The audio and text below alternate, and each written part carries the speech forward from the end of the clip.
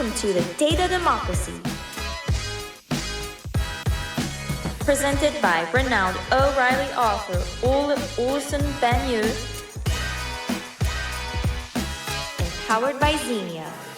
Make your data accessible and discoverable by anyone, anywhere, at any time. Hi everybody, you're listening to The Data Democracy, and I'm your host, Ole Olesen-Bagneux, Chief Evangelist in Xenia and the author of the Enterprise Data Catalog published by Relay. In this podcast, we explore what an enterprise data democracy is with knowledgeable guests. Today's guest is Svyatoslav Kotusev. Svyatoslav is an enterprise architecture researcher based out of Melbourne, Australia. He has written the book The Practice of Enterprise Architecture and has a very unique take on it that is a rare, powerful way to succeed with enterprise architecture. My takeaways from the conversation with Svyatoslav. First, the data democracy takeaway. Enterprise architecture is not a role. We all need to perform it as data practitioners, also to make data discoverable and useful for everyone. A data leader takeaway. Pragmatic, evidence-based enterprise architecture is a key component to frame the conversation about the strategic business ambitions and how IT can support that.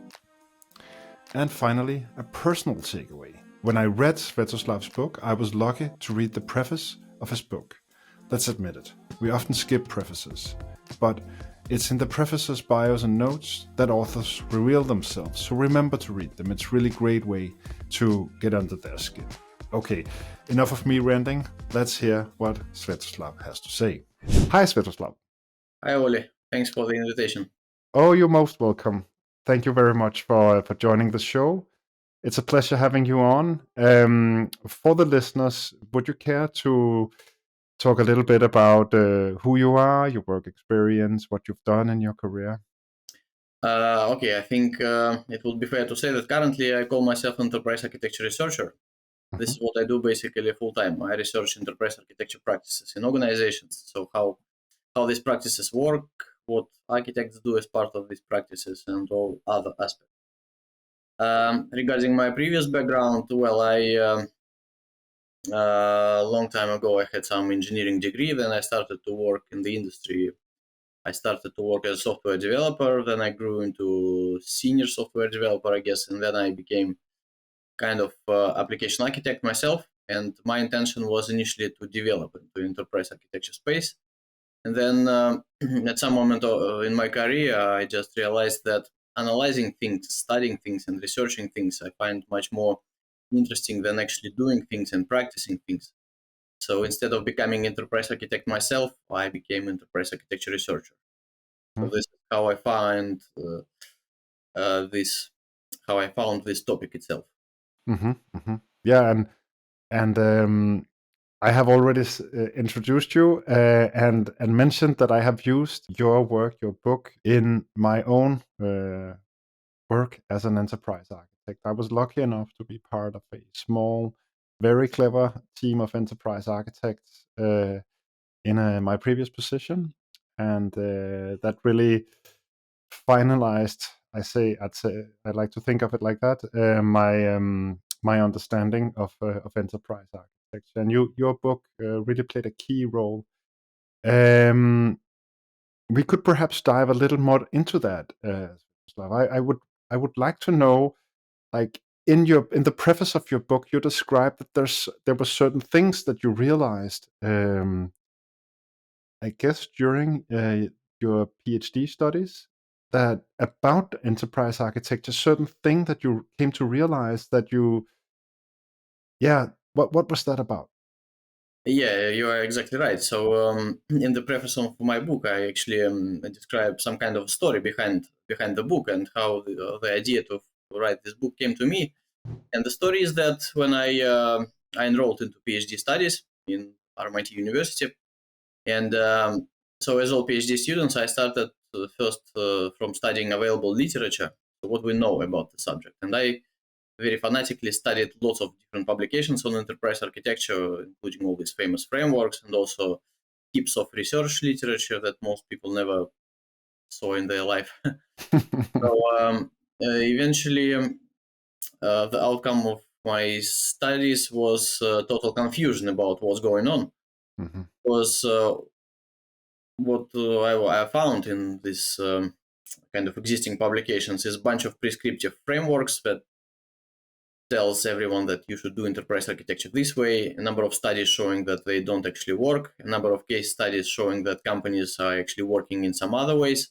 So lots of inconsistent evidence. And the most popular ideas that were circulating in the enterprise architecture community at that time, they actually never had any empirical support.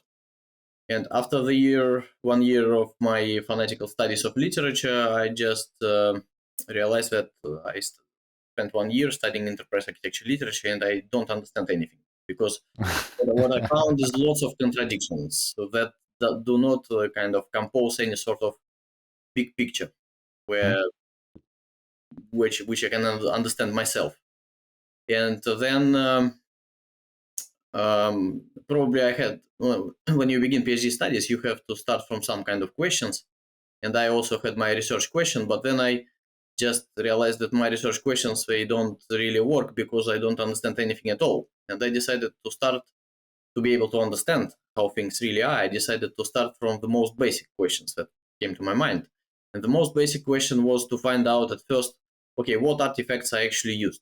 And my first research effort and my PhD thesis, mostly they talk about analyzing artifacts used in the industry, and that then provided the core model, CSVLOD model, that provides the basis for the entire book and around which the book chapters are structured. Yeah. Oh, that's wonderful. I want to slow you down, Svyatoslav, for the sake of the listeners. I think it's we're diving into something very, very interesting, and we will touch upon this. I want to take a step back and just say that I am TOGAF certified myself. I am not a TOGAF fan. But there is a technical institute here in Copenhagen where I live where you can get those kinds of certifications. And I took that certification. And I was struck by the fact that TOGAF framework tells you a lot about how IT should be carried out. Like the ideal or logical description of how to do IT. You have all these bubbles, and there's a bubble in the middle, and there's a bubble on top, and everything seems really neat in the idea, in the framework of TOGAF.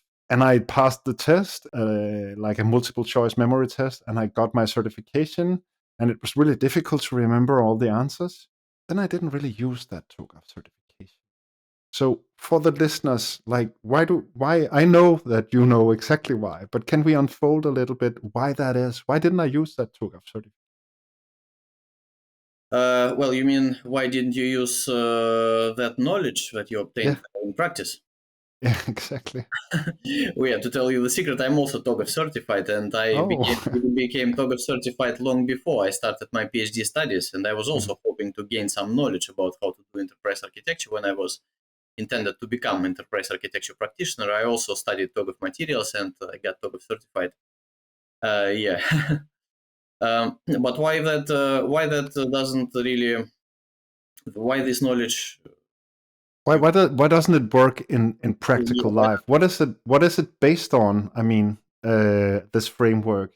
My studies of historical literature. When I did these studies, I found out that what we have currently in TOGAF is just a copy of old-fashioned methodologies that were promoted by different companies under different titles, maybe for 50 years ago, since 50 years ago. So we had historically tens of different step-by-step methodologies that prescribed approximately the same things that TOGAF prescribes today.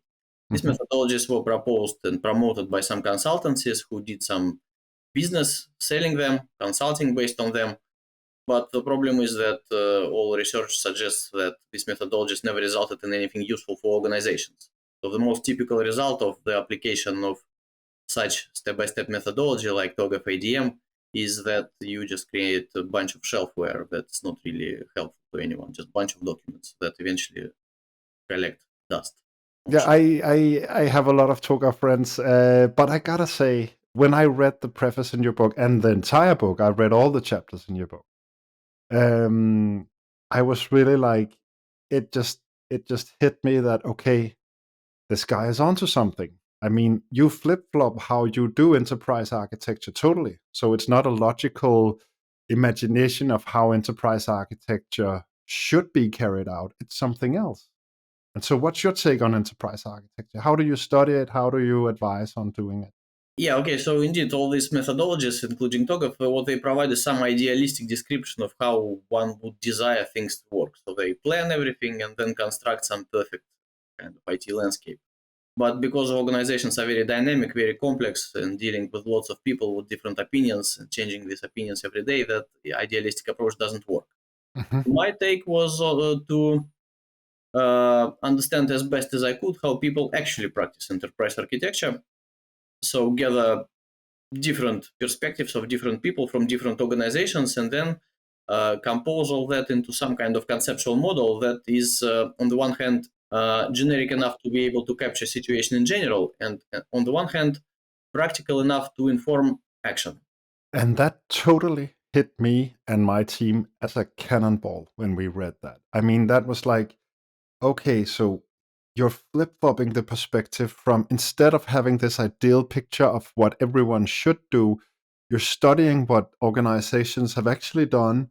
And by that, you're synthesizing this into common knowledge that everyone can use. Yeah, that's right. So basically, what I did, I just tried to document what companies are currently doing and find that this more or less works in practice. Mm-hmm. So, in this sense, all these practices that I describe in my book, this is not my invention. These are practices born in industry. Mm-hmm. What you can credit as my invention is maybe some neat conceptual models that capture these practices. These Yeah. conceptual models, yeah, I created them, but I did not create these practices themselves, didn't invent them. And all my works and the book, they are not prescriptive. And this is important. So I'm not trying to say that you have to do this way. What I'm saying that people generally do this in this way, and organizations and practitioners, they are free to learn from it. Uh, and for example, one reading my book can say, okay, if most companies work in this way, maybe we'll also try this way. But if that doesn't work for us, then we should invent some other way that fits our needs. Yeah. So it's totally pragmatic, which is something that is very rare for enterprise architecture. I have always felt, and we are all in this dilemma. If you advise at a certain level on how to structure an IT landscape, right, in an organization, you typically find yourself at a level where you can say, okay, this is a domain architect, or it could be a senior solution architect, or maybe we have a couple of enterprise architects providing advice at that very strategic level of IT management, right? And I have always found that a lot of enterprise architects are quite honest. Honestly, I think they confirm the myth about the enterprise architect as someone sitting in an ivory tower. But your approach is actionable in a way that kind of dismantles that ivory tower, right? Because it's so pragmatic, and I really like that. Anyway, and furthermore, you unfold this idea of using artifacts, not doing prescriptive advisory saying you need to do this and this and that, but to unfold a map of possibility via what you call artifacts. And maybe now it's time to dive into the CSV model. Can you tell the listeners what's your CSV LOD model? Yeah, this model is a model that describes at a high level artifacts that are used in enterprise architecture practices. Let's put it this way. So this model defines 6 general types of artifacts that you can find in any, I think, successful architecture practice. These types are CSVLOD is an acronym for the titles of the 6 general types of artifacts. First one is considerations. So these are some kind of high level suggestions about how we're going to work, things like principles. Second one is standards. This is purely technical suggestions about what technologies we use, how we use them, and so on. Then next type is visions. These are high-level views of the organization from business standpoint, where you can use to decide, for example, where we need to invest our money. Landscapes are technical descriptions of the organization to be able to say, okay, what our IT landscape looks like. And then outlines are high-level views of specific initiatives that you launch, specific projects that are understandable to the business, so that business stakeholders can understand, okay, what projects we're launching and what benefits it's going to provide us. And then last one is designs. Designs are technical artifacts that you create for projects to actually implement it, something that you eventually hand over to project teams who implement all that. Mm-hmm. This model, how I produced this model. As I told you the story about my start of my PhD studies, my research question was basically about understanding what artifacts I used and how they used. According to these questions, I just visited different companies, interviewed enterprise architecture practitioners at different levels, including enterprise architects, solution architects, domain architects. I asked them a number of stupid questions like, what artifacts do you actually use? What information they contain? How you use them? For what sake you create them? And things like that. Mm-hmm. Eventually, I collected pretty large database of descriptions of, and also they provided me some samples. So I gathered a huge database of different descriptions of what people use in different companies. And then I asked myself, okay, what is the different? First of all, I realized quickly that different companies use different artifacts in slightly different ways under different titles, and there is very little consistency across the industry in this area. But then I asked myself, okay, so this is specific artifacts that companies use, but what generally they use? And I started to see some clear patterns in terms of that there are similar artifacts used for similar purposes that have similar properties, similar life cycles, and so on. And then I spent a lot of time thinking about how to better organize this all these artifacts into some convenient model. And then I just realized that, some artifacts you discuss with business, some artifacts you just use within IT mostly. Right? Yes. So that they can be categorized into two different categories, right? And then I just was also thinking, okay, what they describe, and I realized that some of them describe some rules, how your organization works, like principles and standards. Some of them try to capture a big picture of what you have in your organization that I called structures. And another one, they describe specific solutions or specific changes that you're implementing, and I called that changes or solutions. And eventually I realized that these are two orthogonal dimensions that can be kind of combined together, and I found that this is very cool taxonomy. And when I produced it, I actually visited a number of people whom I interviewed and to discuss the resulting outcome with them, and I provided them with this taxonomy, and they all said, well, that's very actually clearly explains what we're actually producing. Exactly. That was also my feeling once I saw that rectangular figure. And for the listeners, there will be a link to the CSVLOD model, because Yeah, it's split, right? It's a rectangular shape, but it's split horizontally and then also vertically in three different dimensions. and one of the guys with whom I actually discussed this model, he said that it's so cool that I don't understand why nobody proposed that before.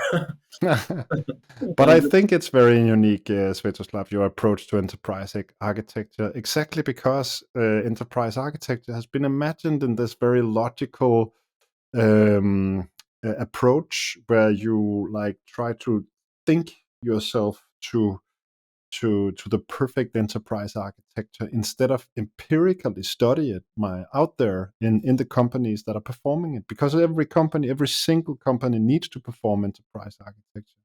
I think the biggest symbol of a need for enterprise architecture in a company when some kind of CDO or CIO fires all the enterprise architects. That is where you can really see, okay, at this point we really, really need enterprise architecture because clearly it has gone wrong. And they don't understand the necessity of it, but they might also not understand the necessity of it because the offerings from those enterprise architects might have been very, very unimplementable, in lack of a better word. Have you seen that out there? It is, I think, pretty widely known that in many organizations, enterprise architecture practices are constantly reorganized and reshaped, and architects are often fired, and the reputation of the word architecture is discredited. This is widely reported, and in some organizations in which I get with people and did my research, they also had some previous history of unsuccessful attempts to establish architecture practices. Mm-hmm. So this is pretty widely known. But at the same time, I think at the time when I started doing my PhD studies and started actually interviewing people, there were already some kind of undocumented body of knowledge within enterprise architecture community among practitioners who know intuitively what to do because they kind of saw that working somewhere else. And so, I mean, at that time, I think. At least in Australia, most organizations that really depend on IT, they already had more or less sensible enterprise architecture practices. Mm-hmm. So Mm-hmm. I think the worst period was a little bit before I studied. I started to study enterprise architecture, so I maybe started my studies when there was already some more or less well-formed body of best practices in the industry. Okay, yeah, that's of course a good starting point. Okay, so moving into this is the Data Democracy podcast. So moving into that specific topic, I mean, to what extent do you think enterprise architecture as a function is an enabler of democratizing data? I mean, we have to make data discoverable and accessible to anyone, just keeping in mind the security, of course, privacy. Mm-hmm. So generally, enterprise architecture practice, I think, is conducive to democracy. Let's put it this way. And the reason because key about enterprise architecture practice is communication. When different people are involved in decision making. So without enterprise architecture practices, there are some business people trying to make decisions about IT that eventually prove to be inefficient and ineffective. Yeah. And enterprise architecture practice kind of involves architects in communication with business leaders so that they start to discuss things together. Mm-hmm. So from this standpoint, enterprise architecture is definitely a step towards greater democracy. When more people are involved in decision making, more people have voice in decision making. Artifacts are most of them. They are obviously some communication devices, so that you can involve different people, different audiences in discussing solutions that you propose, roadmaps that you develop. Exactly. That was another learning from your book. I had to rethink myself as an enterprise architect. I mean, I've been doing that as a leader earlier in my career, but as an enterprise architect, I really had to understand that my primary role was communication. I was like a little. That was kind of an aha moment for me because enterprise architecture performed well is actually a lot of communication. Yeah, I just wanted to mention that previously you mentioned that about previous methodologies or frameworks that they all prescribe lots of documents that you should create. Yeah, But exactly. they never seriously explain why they are created. So what's the point of all these documents? You documented everything, for example. So what? So what? Exactly. And they miss the point entirely that these documents are just means to improve communication. Mm-hmm. For example, documents like business capability model you can use to establish some effective communication between business representatives and IT because they provide, on the one hand, the notion of business capability that business understands and can say, okay, we need to improve these capabilities. And on the one hand, capabilities are easily translatable to system language. If you Mm-hmm. want to improve customer relationship management capability, then we need to probably upgrade our CRM system or something like that. So this is how artifacts, they bridge the gap between business and IT in terms of communication. And all previous prescriptive approaches mostly only recommend what documents you need without any explanations why. And Yeah, that's like the horror scenario I found myself in sometimes as an enterprise architect, as someone that you consult. If you are a business leader, you consult the enterprise architect when you feel like it, and you follow the advice as you feel like. that is a horrible situation to be in as someone that has to deliver strategic input at a relatively high level, right? And even I was lucky enough to provide advice to the C-suite in my latest employment in a very, very big enterprise. So, and I think that was mainly due to the fact that we understood to what degree it was communication, enterprise architecture. I want to get back to what you mentioned earlier, that business leaders without this approach, without this understanding, they might take not very logical and uninformed decisions. Can you share a little bit more about the consequences of the decisions they would take in terms of technology, in terms of data, if they do not incorporate enterprise architecture, and certainly the way you think enterprise architecture should be performed? Yeah, okay, there are many examples can be provided. Elementary examples is when for example, they have some business problem, right? And they want to solve it with technology, but they don't, for example, business leaders don't know what technologies actually exist. They maybe know some, but because they are not technologists and they don't spend most of their time like studying technologies and products from vendors, they maybe find some outdated solutions to this problem, or did not or just use technology not because it's effective, but because that's the only thing that they know. More interesting, I think, problem is the problem of innovations that requires some sort of new thinking from business and from IT at the same time, and then together they come up with some innovative product that innovative from business standpoint and from IT standpoint as well, because it uses some latest advances in IT. Yeah. So neither architects nor business leaders themselves in isolation cannot come up with innovative idea of this kind, but only when they work together. Yes. So these are, I think, a number of examples that explain why collaborative decision making is required, that utilizes the expertise from both business side and from the IT side. And this is how it happens when enterprise architecture practices work successfully. Ideas are produced collaboratively. When enterprise architecture practices don't work, business leaders don't consult with architects, and what they do, they just produce some ideas on their own that oftentimes are just ineffective. Yeah.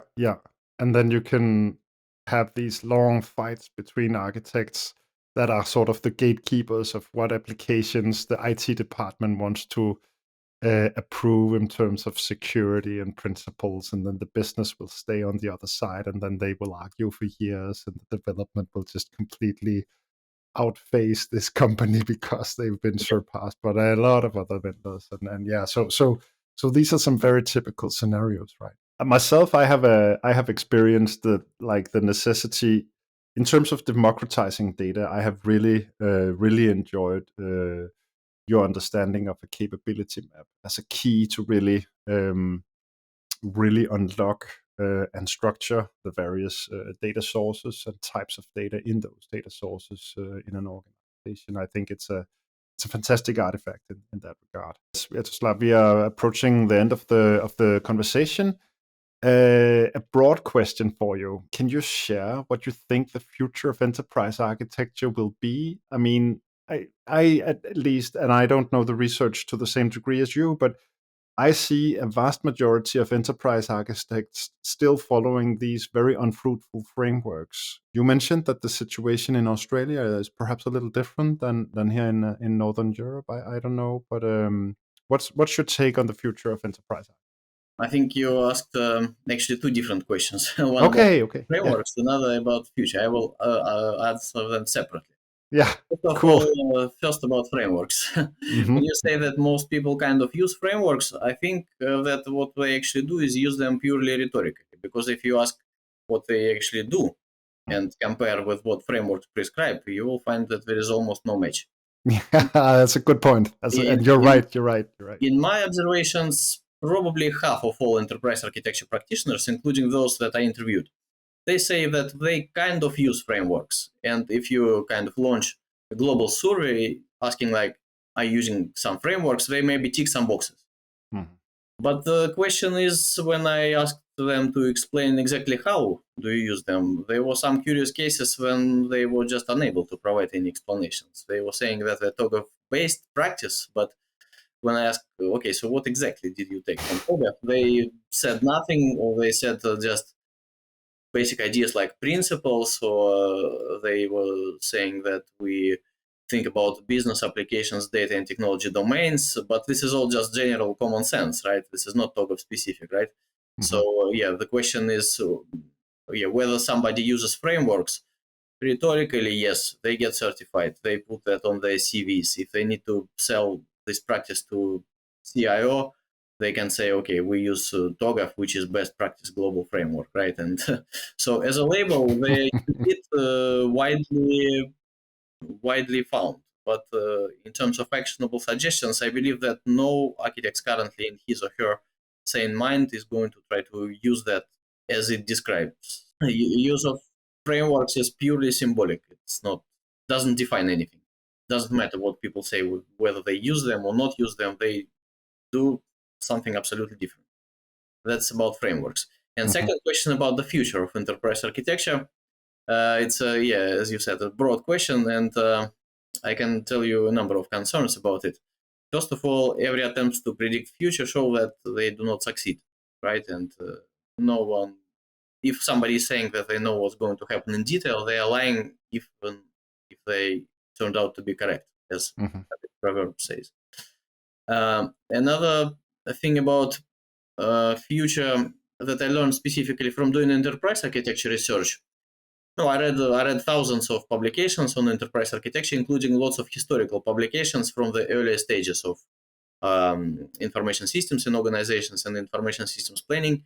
And what I surprisingly realized that current practices that we have currently in the industry right now, they were not predicted by anyone, not prescribed by anyone.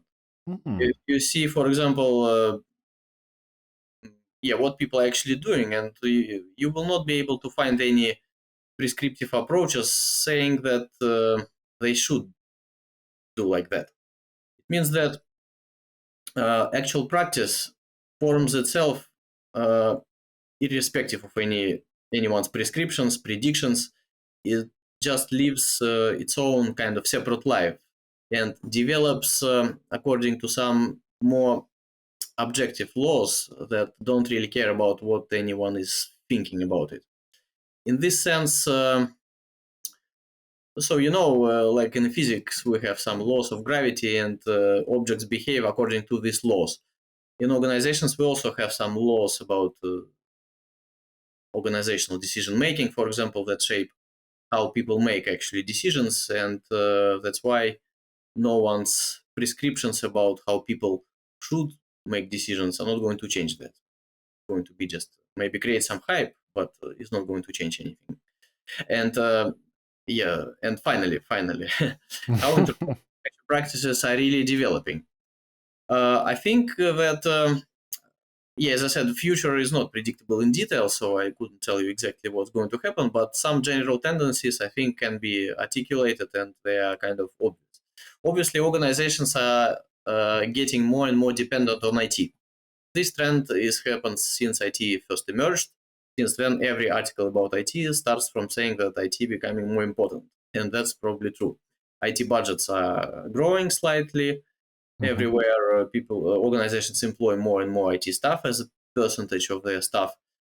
So IT landscapes are getting larger, getting more complex. From this standpoint, we see that architects are becoming more demanded in the industry. And there are also limited evidence measuring the ratio of architects among IT staff.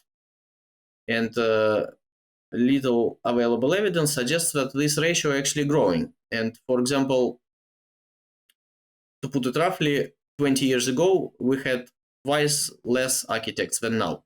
So previously it was about, let's say, 2.5% of all your IT staff. And now we have, I think, about 5%. So during, but this number includes only solution architects, not only enterprise level architects, or all architects. So what it suggests that actually over time, proportion of architects that organizations employ is getting higher. I think this trend is also going to continue, so we will have more architects in the industry overall. In terms of specific practices that architects use, well, I wouldn't dare to predict any specific practices, but I think as long as organizations are getting more and more IT dependent, then probably, again, communication needs are going to increase. And these needs may be going to stimulate the creation of some other documents facilitating that communication. I think one of the good examples here is business capability model. I was not able to find even a single publication that kind of created business capability model or promoted seriously its usage. This artifact obviously emerged in the industry, obviously from the need to improve strategic communication between business and IT, and then spread out very quickly across different countries. And we don't know what's the origin of this document. Nobody proposed it, right? There's no author. No, it just no, became no. a best because it works. And Yeah. so I think it is likely that we will also unexpectedly witness the emergence of some new documents that will somehow fit new needs that organizations are going to experience. But this is not predictable. And if this is going to happen, that's going to happen not because Business Architecture Guild is promoting that. Okay, Svyatoslav, to close the conversation, I will say that I really hope that your book, The Practice of Enterprise Architecture, will be part of the future enterprise architecture performed by companies out there. So thank you very much for joining the Data Democracy podcast. It was a pleasure having you on. Yeah, thank you very much for the invitation. I share your hopes. Yeah, thank you.